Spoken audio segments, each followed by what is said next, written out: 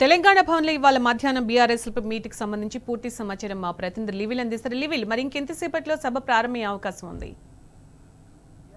కేసీఆర్ అధ్యక్షతన తెలంగాణ భవన్లో 1 గంటకి బీఆర్ఎస్ ఎల్పీ సమావేశం ప్రారంభం కానుంది. దీనికి సంబంధించి బీఆర్ఎస్ అధినేత కేసీఆర్ కొద్దిసేపటి క్రితమే ఎర్రవల్లి నివాసం నుంచి హైదరాబాద్ బయలుదేరారు. తెలంగాణ భవన్లో ఏదైతే సమావేశం సంబంధించి బడ్జెట్ సమావేశాల నేపథ్యంలో అనుసరించాల్సిన వ్యూహంపై బీఆర్ఎస్ అధినేత కేసీఆర్ ఇటు ఎమ్మెల్యేలకు ఎమ్మెల్సీలకు దిశానిర్దేశం చేయనున్నారు. ఇప్పటికే రాష్ట్ర ప్రభుత్వం 16 నెలలైనా పూర్తిగా వైఫల్యం చెందింది. ఎలాంటి పరిపాలన చేయడంలో, ప్రజలకు ఇచ్చిన హామీలు అమలు చేయడంలో కూడా పూర్తిగా వైఫల్యం చెందని చెప్పేసి కూడా ఇప్పటికే ప్రజల నుంచి పెద్ద ఎత్తున వ్యతిరేకత వచ్చింది. అంతేకాకుండా రైతాంగం సంబంధించిన సమస్యలు ప్రధానంగా ఇవాళ యావత్ తెలంగాణ వ్యాప్తంగా ఉన్నాయి. తెలంగాణ వ్యాప్తంగా రైతులంతా కూడా వాళ్ళ ఇబ్బంది పడుతున్న పరిస్థితి కనిపిస్తుంది. రైతులకు సంబంధించి ఇవాళ అనేక సమస్యలు కూడా వాళ్ళ కొట్టుమిట్టాడుతున్నాయి. అటు రైతాంగానికి సాగునీరు ఇవ్వలేక చెరువుల్లో నీళ్లు ఉండి కూడా ఇవ్వలేని పరిస్థితి వల్ల దుస్థితి ప్రభుత్వం ఏర్పాటు చేసిన నేపథ్యంలో రైతులు ఇవాళ ఆత్మహత్యలు చేసుకుంటున్న పరిస్థితి కనిపిస్తుంది. ఇవాళ ఎండిన పంటలకు పశువులకు మేతగా అవుతున్నాయి తప్ప ఇవాళ ఏదైతే లక్షల పెట్టుబడి పెట్టి చేసిన వ్యవసాయం అంతా దండగా మారిపోయిన నేపథ్యంలో రైతాంగానికి ఒక భరోసానిచ్చే ఇందుకు కూడా ఈ సమావేశంలో దిశానిర్దేశం చేస్తున్నారు.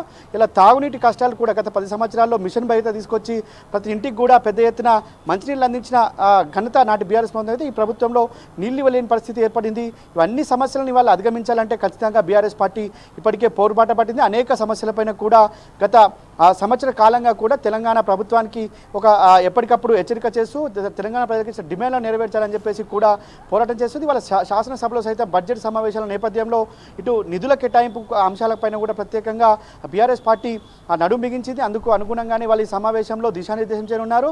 ప్రధానంగా ఇవాళ ఎండుతున్న పంట పొలాలకు కాంగ్రెస్ ప్రభుత్వం చేసిన కుట్రలో భాగంగానే అని చెప్పవచ్చు. కాలం తెచ్చిన కరువు కాదు, కాంగ్రెస్ తెచ్చిన కరువు అని చెప్పేసి కొన్ని వాళ్ళ యావత్ రైతాంగం చెప్తున్న నేపథ్యంలో ముఖ్య నేత ఏదైతే ఎమ్మెల్యేలు ఎమ్మెల్యేలకు సంబంధించి అనుసరించాల్సిన వ్యూహం పైన ప్రధానంగా చర్చిస్తున్నారు. ఇటు బీసీ రిజర్వేషన్లు కావచ్చు, ఎస్సీ రిజర్వేషన్ల వర్గీకరణకు సంబంధించిన అంశాలపైన కూడా ఈ సమావేశంలో చర్చించనున్నారు. అంతేకాకుండా నిరుద్యోగులకు జాబ్ టెండర్ పేరిట ఇవాళ నిరుద్యోగులను మోసం చేసిన విషయాన్ని కూడా మరొకసారి నిరుద్యోగ యువతకు అండగా ఉండేందుకు కూడా ఈ సమావేశంలో దిశానిర్దేశం చేస్తున్నారు. ఇటు అంతేకాకుండా ఇవాళ ప్రధానంగా రాష్ట్రంలో ఎక్కడ చూసినా కరెంటు కోతలున్నాయి. ఇటు నీళ్లు ఇవ్వలేని పరిస్థితిలో ఉంది కాబట్టి రైతాంగానికి దృష్టిలో పెట్టుకొని రైతాంగ సమస్యల ఎజెండాగా ముందుకు పోయే అవకాశం స్పష్టంగా కనిపిస్తుంది. అందుకు అనుగుణంగా బీఆర్ఎస్ అధినేత కేసీఆర్ ఇటు ఎమ్మెల్యేలకు ఎమ్మెల్సీలకు దిశానిర్దేశం చేసి ఈ సభలో అనుసరించాల్సిన వ్యూహం పైన కూడా ప్రధానంగా చర్చించనున్నారు. మొత్తానికి వాళ్ళ తెలంగాణ బడ్జెట్ సమావేశాల నేపథ్యంలో బీఆర్ఎస్ ఎల్పీ సమావేశం 1 గంటకు తెలంగాణ భవన్లో ప్రారంభం కానున్నది.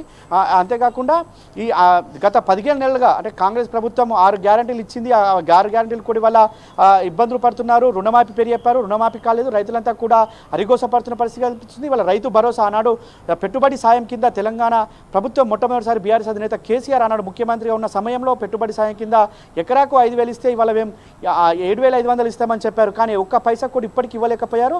చాలామంది రైతులు ఇవాళ అప్పులు తీసుకొచ్చిన పరిస్థితి ఉంది. ఆ రైతులంతా కూడా వాళ్ళ చాలా ఆందోళన చెందుతున్నారు. వారికి ఒక ధైర్యాన్ని ఇచ్చే విధంగా కూడా రాష్ట్ర ప్రభుత్వం మెడలు వంచే విధంగా శాసనసభలో వ్యవహరించాల్సిన అవసరం ఉందని కూడా ఇప్పటికే బీఆర్ఎస్ పార్టీ భావిస్తుంది. అందుకు అనుగుణంగా కూడా ముందుకెళ్లాల్సిన అవసరం ఉన్న నేపథ్యంలో ఆ రైతు భరోసా విషయంలో కూడా ఇవాళ బీఆర్ఎస్ అధినేత కేసీఆర్ దిశానిర్దేశం చేయనున్నారు.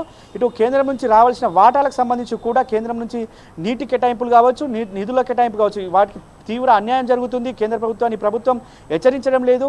ఇప్పటికైనా మేల్కొనాలని చెప్పేసి కూడా గతంలోనే చెప్పారు. ఖచ్చితంగా ఈ సమావేశంలో సైతం ఏదైతే కృష్ణా రివర్ మేనేజ్మెంట్ బోర్డుకు సంబంధించి కూడా ఈ ప్రభుత్వం పల్లెత్తు మాట్లాడడం లేదు కాబట్టి ఆ బోర్డు సంబంధించిన అంశాలు కావచ్చు, కృష్ణా పరివాహక ప్రాంతాన్ని రైతాంగం ఎండిపోతున్న పంటల విషయంలో కావచ్చు, ప్రభుత్వం వ్యవస్థ తీరు కూడా ఈ సమావేశాల్లో అనుసరించాల్సిన వ్యూహంపై కూడా బీఆర్ఎస్ అధినేత కేసీఆర్ దిశానిర్దేశం చేసే అవకాశం స్పష్టంగా కనిపిస్తుంది. Sunitha, right level.